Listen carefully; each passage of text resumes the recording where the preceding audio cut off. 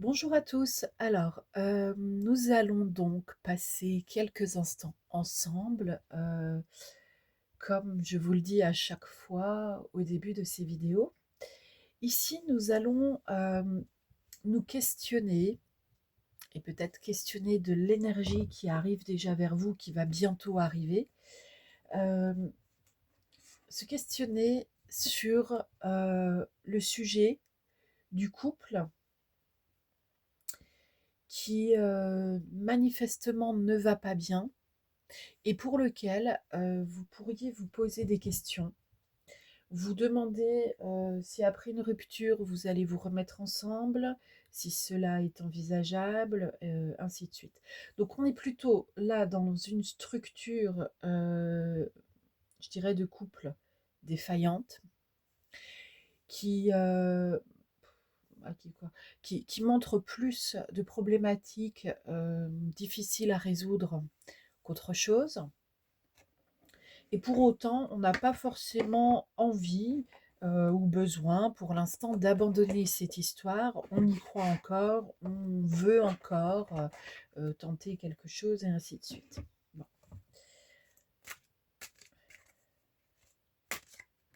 Donc plutôt des difficultés dans du relationnel, mais avec l'idée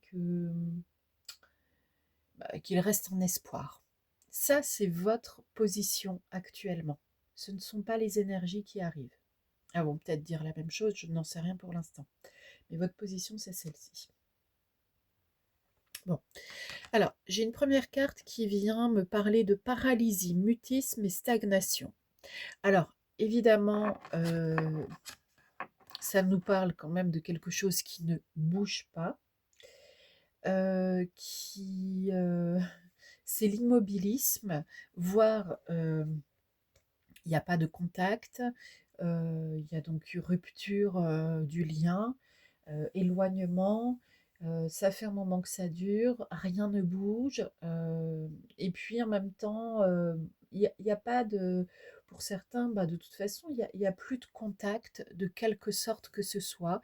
C'est-à-dire que parfois, vous pouviez avoir l'impression peut-être, sans être en contact, physique de type 3D, vous pouviez avoir peut-être l'impression d'être en contact de type 5D avec la personne. Et puis là, plus rien, le vide. Alors, nous allons recevoir une autre carte euh, qui nous parle des valeurs, des qualités et des vertus. Donc, je sais pas. Voilà, là c'est OK. Valeurs, qualités, vertus. Ce sont évidemment des concepts hyper importants quand on veut se mettre en relation avec quelqu'un, quand on se confronte à l'humain. Il est important en fait de connaître sa propre valeur, mais aussi de définir ses propres valeurs, ses vertus. Et puis pour les qualités, c'est la même chose, mais j'ajouterai aussi les défauts. Ok, on va lâcher un petit truc là. Alors, vous pourriez être dans une situation où effectivement, même en 5D, il ne se passe plus rien, mais finalement, s'il y a un silence radio de l'autre côté de la ligne, c'est aussi pour que vous puissiez vous concentrer sur vous. Donc, à présent, faites le point sur vos valeurs, vos qualités, vos vertus, comme si vous deviez redémarrer quelque chose dans l'existence sur une page blanche, et puis vous dire, bon, qu'est-ce que je vaux en fait? Qu'est-ce que je suis? Qui suis-je? En commençant à répondre à ce type de questions, vous allez pouvoir aussi euh, finalement redéfinir quelque chose dans votre existence énergétique, subtile, et puis cela va donner un coup d'énergie, de boost, vraiment un coup de boost à, à tout ce qui est relationnel. Ici, on a le plan, la stratégie, la construction. Bon, ok. Et souhait, vœu, prière. Alors, le souhait, le vœu et la prière peuvent faire partie d'un plan, une construction mentale, ésotérique, spirituelle, religieuse, bien sûr. Mais en réalité, pour moi, là, on a deux façons d'appréhender la vie qui sont un peu différentes. C'est-à-dire qu'avec la stratégie, vous êtes dans le mental, en train de réfléchir, d'anticiper, et vous avancez sur l'énergie de la peur et du manque.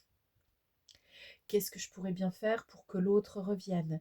Est-ce que finalement je ne vais pas être obligée de manipuler un peu les sentiments, la réalité? Est-ce que je ne vais pas être obligée d'abandonner quelques-unes de mes valeurs pour que l'autre revienne et me trouve de nouveau à son goût? Bon. Vous pouvez faire des vœux, des prières, avoir des souhaits. Mais quelque part, si ça reste à l'état de souhait et de vœu, vous savez, comme quand on souffle, je sais pas moi, les bougies sur un gâteau d'anniversaire, mais qu'après on n'y pense plus pendant 10 ans, et puis qu'on n'a rien mis en place finalement, même sans s'en rendre compte, qui puisse accueillir et préparer et construire donc ce vœu, la réalisation de ce vœu, il est peu probable que cela se réalise. Alors, ici, puisqu'on est dans le relationnel sentimental, si on a envie que ça aille mieux, mais qu'on ne fait rien, si dans le concret où on peut retrouver du plan, de la stratégie et de la construction, on ne fait rien, il ne se passera rien. Et si en même temps, on reste uniquement dans l'idée, dans l'idéalisation et dans l'idéation, donc vraiment dans le plan de l'idée, du souhait et de ce qu'on peut trouver de meilleur comme scénario, mais juste dans sa tête sans l'incarner, ben, il ne se passera rien non plus. Alors, dans ce concept du il ne se passe rien, donc mutisme, stagnation, paralysie, hein, c'est quand même la première carte qu'on a eue, il y a différentes possibilités de scénarios. Chacune trouvera le sien, mais là, ce qu'on nous dit, c'est que quelque part, il faut passer à l'action. Mais pas passer à l'action pour, par exemple, dire forcément à l'autre, écoute, j'ai envie qu'on se remette ensemble, j'ai envie qu'on continue à trouver des solutions ensemble. Pas forcément cette action-là. Ça peut, mais passer d'abord par un minimum d'introspection. Un minimum d'introspection qui doit vous amener à comprendre ce qui ne fonctionnait plus. Ok? Parce que de toute façon, une relation qui s'arrête, c'est bien parce qu'il y a un désaccord, exprimé ou pas. Là, j'ai envie de dire que peu importe, mais il y a du désaccord.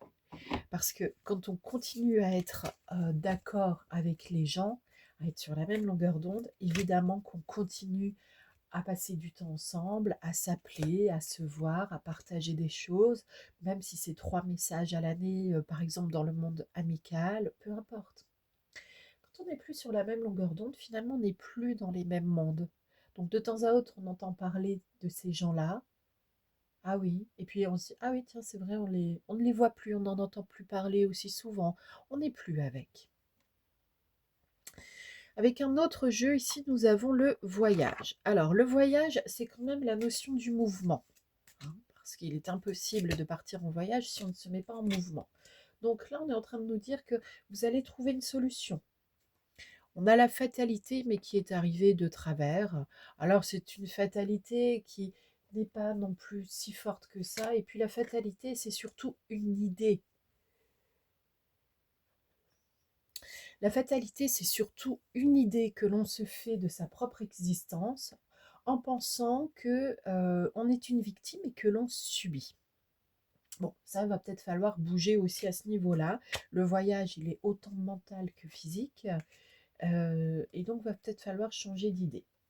Parce que personne n'est maudit en soi. Mais si on commence à se le dire, en observant ce qu'on a vécu, on renforce notre pensée sur l'observation de ce qui a fait mal. Et on ne vit en boucle que là-dessus.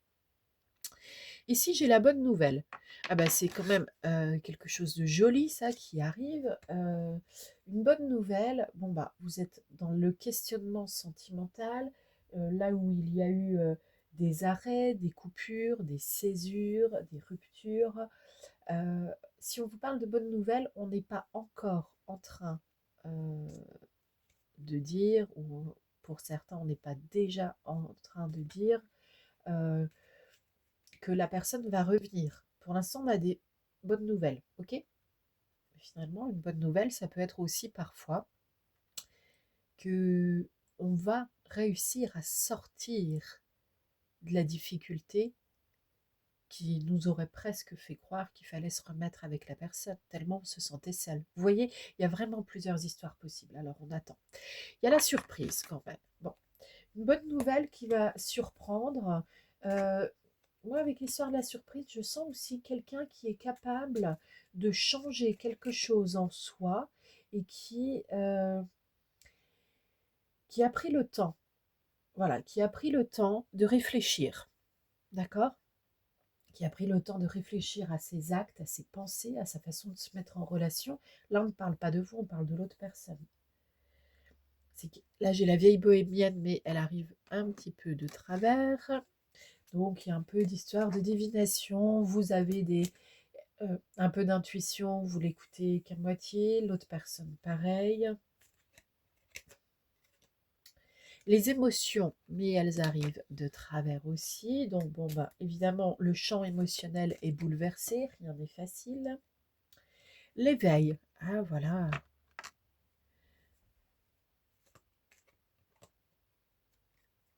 La justice, mais qui est arrivée. Donc, c'est la justice divine, mais qui est arrivée à l'envers.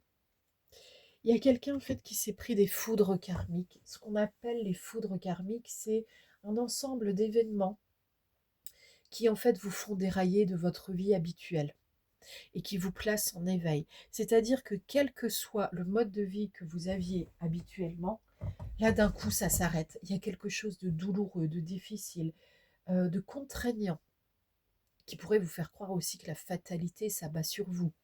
Il y a quelque chose donc de compliqué qui se met en place tout à coup et il va falloir changer des choses par force dans sa propre existence. Alors qu'on ne l'aurait pas trop fait, on aurait bien continué de la façon dont ça continuait. Pour certains, là, on est simplement en train de vous rappeler que quelque chose d'affreux et de plus terrible que d'habitude et d'insupportable s'est réalisé dans votre relation avec la personne à laquelle vous songez maintenant. Et c'est ça aussi qui vous a fait arrêter la relation, prendre de la distance. Euh, mais que c'est bien parce que c'est une bonne nouvelle, même si ça a été surprenant, euh, parce qu'en fait, ça vous a permis de vous éveiller, de sortir d'un cauchemar.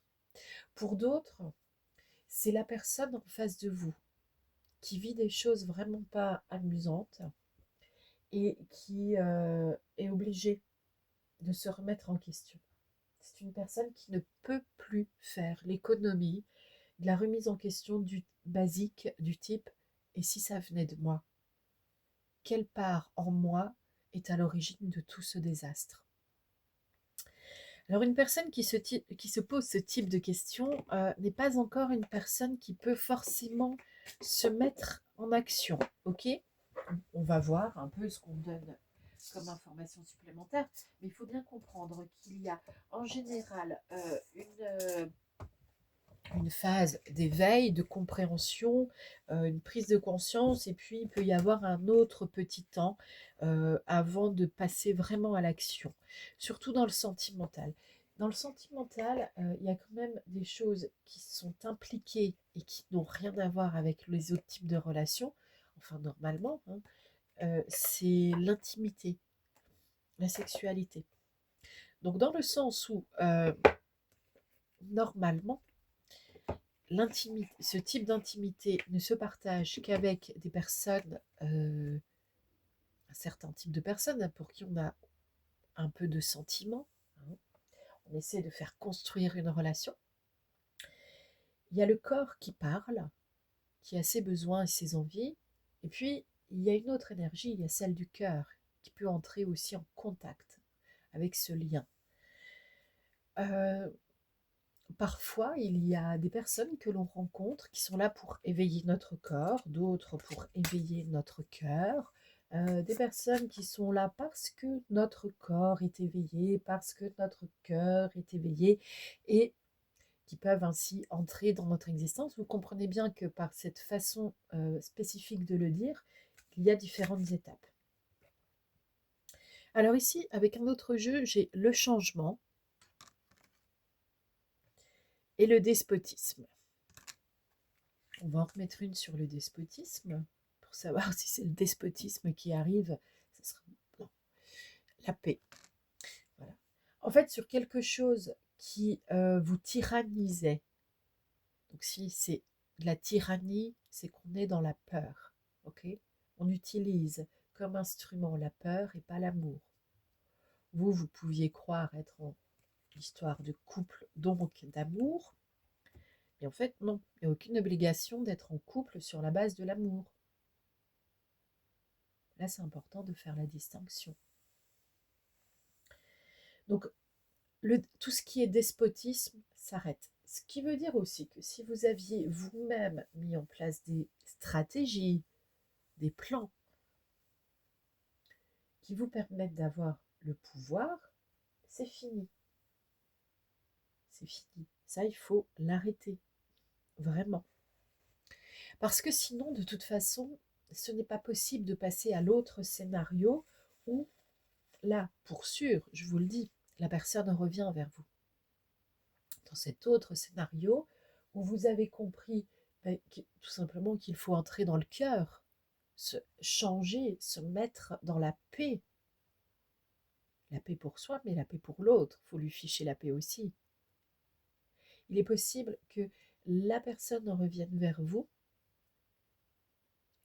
Cependant, on ne sait pas encore si c'est pour se remettre en relation de couple là. On peut revoir des gens, on peut garder un contact sommaire et plutôt propre, sans se faire la guerre, hein, puisqu'on a quand même l'histoire de la paix, et puis ne pas se remettre en couple, ne pas avoir cette volonté-là. Ok. Alors, dans un autre jeu, on a les retombées positives. Bon, d'accord. Donc il y a quelque chose vraiment d'appréciable qui va arriver. Écoutez vos envies. Alors il va falloir respecter sa propre nature, c'est-à-dire que si tout à coup vous vous retrouvez devant une personne qui revient du passé et que votre corps dit non, ça il faut partir, quoi, c'est tout, hein. Et si votre corps dit oui, mais que votre mental n'a pas envie de replonger dans des souffrances, des difficultés, des discussions qui étaient compliquées, vides, nulles ou je ne sais quoi, bah, il faut aussi l'écouter. Ok. Une opportunité professionnelle, d'accord. Donc il y a peut-être dans le monde professionnel quelque chose qui s'ouvre et qui va permettre aussi d'avoir des déclics dans le monde sentimental. Lâcher prise et acceptation. Bon. Euh, Quand on a le lâcher prise et l'acceptation, je dirais que c'est un peu le mot de la fin dans un tirage. Il faut aussi comprendre l'énergie et la valeur des mots. Acceptation, lâcher prise. Lâcher prise, c'est on passe à autre chose que ce que l'on était en train de faire. Là, on était en train de faire un tirage, et bien on passe à autre chose. Acceptation, on accepte. On accepte les informations qui viennent de nous être données. Et puis j'ai envie de vous dire après, Inch'Allah, que Dieu le veuille, ou alors que votre cœur le veuille, que votre esprit vous guide. Mais en tout cas, vous avez reçu les informations dont vous aviez besoin. Vous savez qu'il y a une possibilité d'entrer dans un nouveau scénario, d'accord. On vous dit que rien n'est bougé, même si rien ne peut bouger pour l'instant, ok. Cependant, c'est à vous de faire s'opérer un changement intérieur dans vos pensées, dans vos émotions, d'arrêter de croire par exemple que la fatalité s'est abattue sur vous, que vous avez de la malchance, qu'on vous fait subir de mauvaises relations. Non, non, non. Vous avez votre responsabilité en tout cela, d'une manière ou d'une autre. Et donc, c'est à vous de trouver comment vous avez pu vous mettre dans un certain type de relation qui manifestement ne vous donne pas de joie, et comment vous pourriez vous transformer pour entrer dans du relationnel qui vous mette en joie. D'accord? Ça, c'est votre part d'éveil. Et il se trouve qu'en face de vous, pas si proche que cela quand même au plan géographique, euh, énergétique, euh, il se trouve qu'en face de vous, il y a une personne qui est en train de faire la même opération mentale. Donc, prenez conscience de ce qu'il vient de se dire, lâchez prise, respirez et dites-vous que cela arrive. À bientôt.